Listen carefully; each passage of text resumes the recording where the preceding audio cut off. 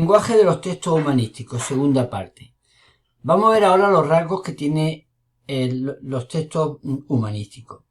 Fijaos que, como hemos dicho antes, este lenguaje reúne características tanto del lenguaje científico, incluso jurídico, por un lado, y por otro lado del lenguaje literario.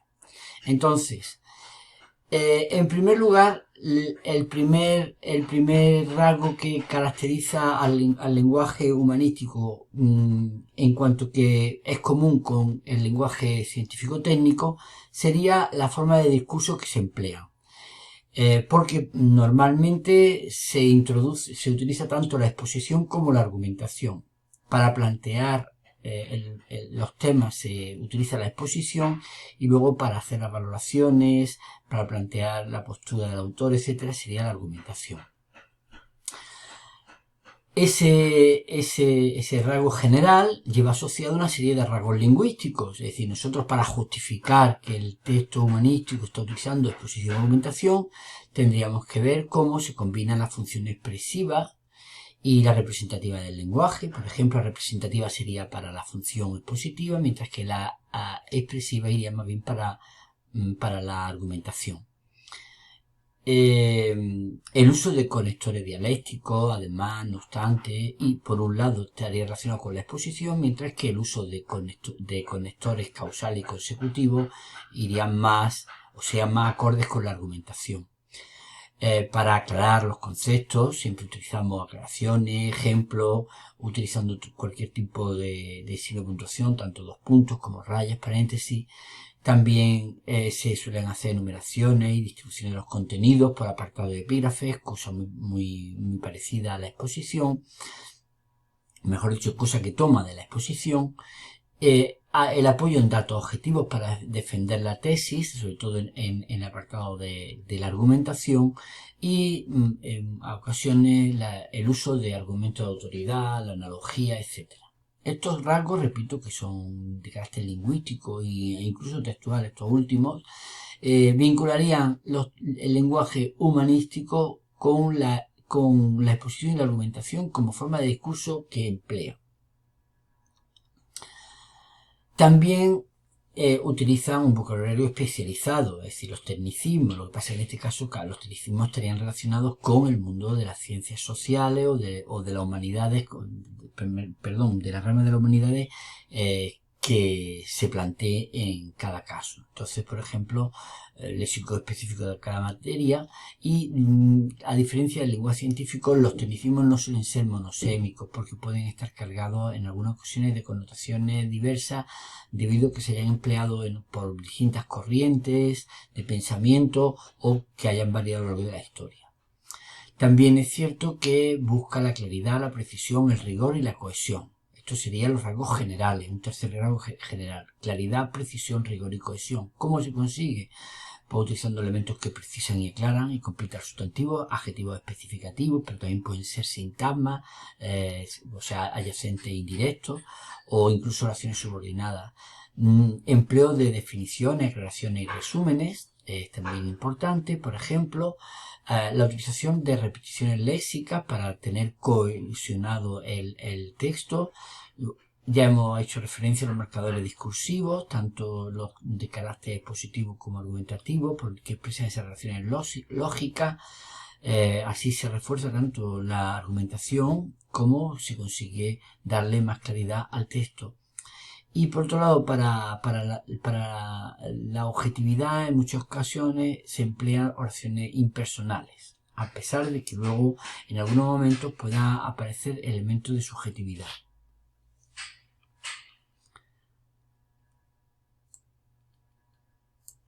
El valor genérico y universal, que también se pretende alcanzar con este tipo de textos, ya que procuran darle a la postura del autor o la enseñanza o la doctrina que se va a consolidar con un determinado ensayo o trabajo, pretenden que tenga validez casi universal, es decir, que tenga validez en cualquier tiempo y en cualquier circunstancia. Por eso, desde el punto de vista formal, vamos a encontrar el presente atemporal, es decir, el presente nómico también, como llamamos en algunas ocasiones, la Tierra gira alrededor del Sol, o el artículo indeterminado con función generalizadora, el ser humano, no estamos refiriéndonos a un ser humano concreto, sino en plan genérico. Y luego, todos estos rasgos vienen acompañados de otros que comparte la disciplina humanística con el lenguaje literario. En este sentido podemos encontrar algunos ejemplos de la función poética del lenguaje, como por ejemplo, pues una mayor riqueza léxica, un uso frecuente de adjetivación, incluso utilización de adjetivos explicativos y ornamentales que acercan el texto a la subjetividad, y abundantes figuras retóricas, como pueden ser metáforas, incluso con, metáforas, símiles y comparaciones, por ejemplo, pero también en algunas ocasiones apelaciones al interlocutor, podría ser también interrogaciones retóricas que estarían más relacionadas con el punto que vamos a comentar a continuación.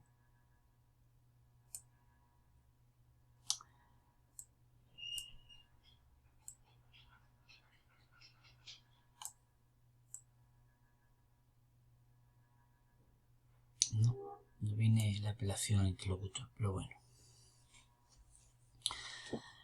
Rasgos lingüísticos relacionados con la subjetividad que podemos encontrar en algunos textos humanísticos sería el empleo de la primera persona. Ya hemos hablado de adjetivos explicativos, por tanto también puede aparecer léxico connotativo y valorativo.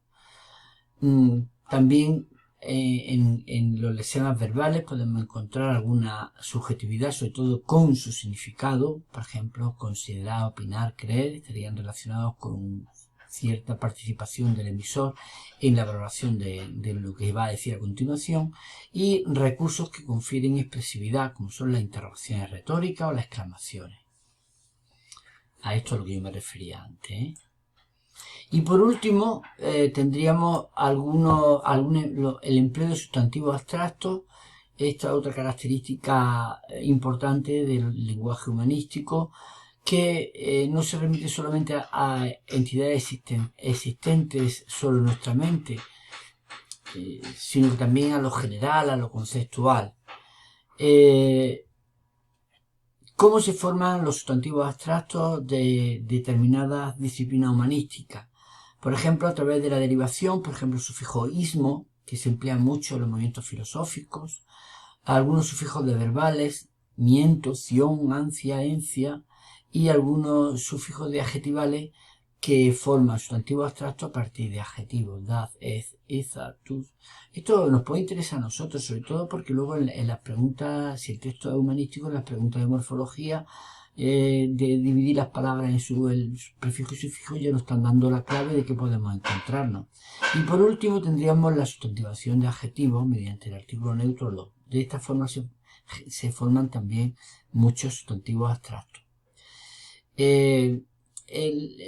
Los tecnicismos del lenguaje humanístico suelen ser mucho más conservadores que los del lenguaje científico, porque mientras que la ciencia evoluciona a un ritmo muy rápido, pensemos por ejemplo en nuevas disciplinas desarrolladas como puede ser la informática. En cambio, pues las disciplinas humanísticas están más apegadas a la historia. Tienen una mayor tradición cultural, tienden a la permanencia de su terminología. Lo más característico en este sentido sería casi el derecho, aunque estaría relacionado con el lenguaje jurídico administrativo. En este sentido abundan los cultismos, aunque también son frecuentes los cambios de acepciones en las palabras, ¿no? Una palabra que sea común cambia su significado y se convierte luego en un tecnicismo, pero también ocurre el proceso contrario. Tenemos un tecnicismo generalizado que luego, cuando se pasa al lenguaje común, pues adquiere un significado distinto. En cuanto a la sintaxis, es una sintaxis mucho más elaborada y más compleja, precisamente porque hay que, es decir, el proceso argumentativo que requiere este tipo de textos implica un uso mucho mayor de los conectores de carácter causal consecutivo, igual que también su carácter especulativo y reflexivo hace que la oración sea mucho más compleja. En este sentido, las oraciones suelen ser de cierta extensión, aunque tampoco pueden ser demasiado largas para evitar que se pierda el hilo argumentativo en cada momento, y pues podemos encontrarnos de todo tipo, desde oraciones adverbiales que expresan relación causa-efecto hasta concesivas, condicionales, comparativas, explicativas, de cualquier tipo, ¿de acuerdo?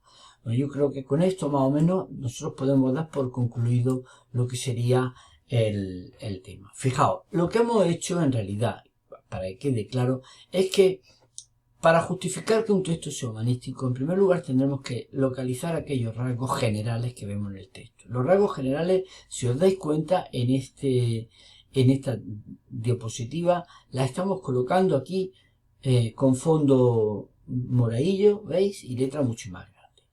Estos rasgos generales normalmente vienen explicados en qué consiste en estos recuadros. Y luego los rasgos que tenemos que buscar estarían aquí asociados. Si yo digo que la sintaxis de un texto humanístico es más elaborada, o que este texto es humanístico porque presenta una sintaxis más elaborada, tendré que decir que eso es así porque el texto se debe ajustar a las necesidades a las complicaciones, digamos, que conlleva un texto argumentativo que tiene un carácter especulativo y reflexivo. Y entonces, por eso, diría yo, en el texto encontramos oraciones compuestas de cierta extensión y copiaría aquí, o al menos señalaría un ejemplo, y después diría, por ejemplo, pues que hay oraciones subordinadas adverbiales. Si hay de causa, pues pongo una de causa con su conector de causa. Esto es lo que yo tendría que hacer en cada uno de las características. Pero en este caso, no, que parece muy complejo, quiero que os deis cuenta de una cosa, que como en realidad a nosotros en los ejercicios nos piden normalmente que pongamos 4 rasgos, pues con solo plantear uno de estos, por ejemplo, empleo de la forma de discurso, exposición y argumentación, y poner algún ejemplo, rasgos como en los textos científicos y poner algún ejemplo, perdón, en este caso no sino vocabulario especializado, claridad y precisión, o valor genérico universal, y ir explicando en qué consiste cada uno de esos rasgos y luego algún ejemplo concreto del plano, digamos, morfológico, sintáctico, el que sea, ¿de acuerdo? Yo creo que con esto debe estar claro. Ahora a ver, cuando hagamos el ejercicio del próximo día, a ver cómo lo hacéis. Bueno, pues ya está. Muchas gracias y hasta el próximo día.